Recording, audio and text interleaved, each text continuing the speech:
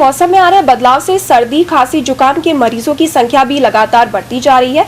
इस मौसम में खास तौर से बच्चों का ध्यान रखना बहुत जरूरी है। डॉक्टर किशन कुमावत बताते हैं कि बच्चे इसे तब तक नहीं बताते जब तक उनके नाक, कान, गले में दर्द नहीं हो जाता। ये दर्द होने पर इनके माता पिता काफी परेशान हो जाते हैं, जबकि इसमें घबराने जैसी कोई बात नहीं होती। बच्चों के गले में या तो टॉन्सिल हो जाता है या फिर नाक के पीछे के हिस्से में मस्सा हो जाता है। इससे बच्चा खराटे लेना शुरू कर देता है। समय पर इसका उपचार कराने से बच्चा ठीक भी हो जाता है।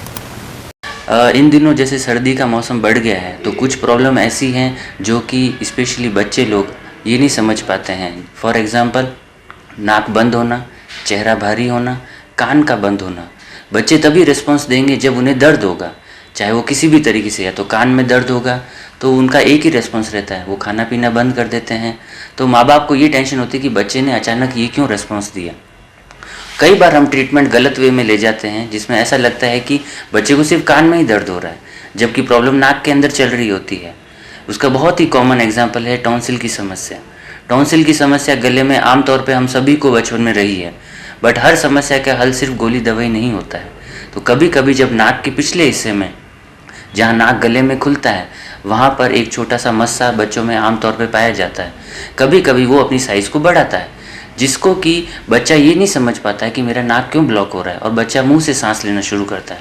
तो कई बार माँ बाप ये बताते भी हैं हमें कि बच्चा खराटे लेता है। तो वो खराटे का कारण गले का इन्फेक्शन नहीं बल्कि नाक का मस्सा है, जिसको हम एडिनोइड बोलते हैं। उसका प्रारंभिक अवस्था, इसकी डिफरेंट स्टेज रहती है। पहले ही स्टेज में अगर हम इसको अच्छे से ट्रीटमेंट देते हैं गोली दवाई, नाक के स्प्रे से, तो बच्चे को काफ़ी आराम मिलता है, और उसको हमें सिर्फ थोड़े लंबे समय के लिए ठीक रखना होता है। इस दौरान हमें ये ध्यान रखना है कि बच्चे की डाइट, पर्टिकुलर उसका खाना पीना, जिसमें बाहर का सब खाना पीना बंद रखें। सिर्फ घर का उसे ऐसा भोजन दीजिए जिसमें प्रोटीन ज़्यादा हो।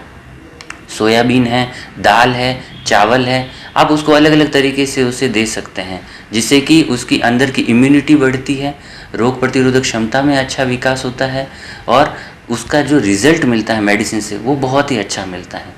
कभी किसी कारण से अगर बच्चे में मेडिसिन के बाद में भी उसका कुछ भी इलाज इस तरीके से सामने नहीं आ रहा कि उसकी समस्याएं वैसे ही बनी हुई है, तब हमारा ऑप्शन रहता है कि नाक की एक बार दूरबीन द्वारा जांच करना। उसमें माँ बाप को उस चीज़ के अवगत करवाना कि क्या एडिनोइड से परेशानी हो रही है।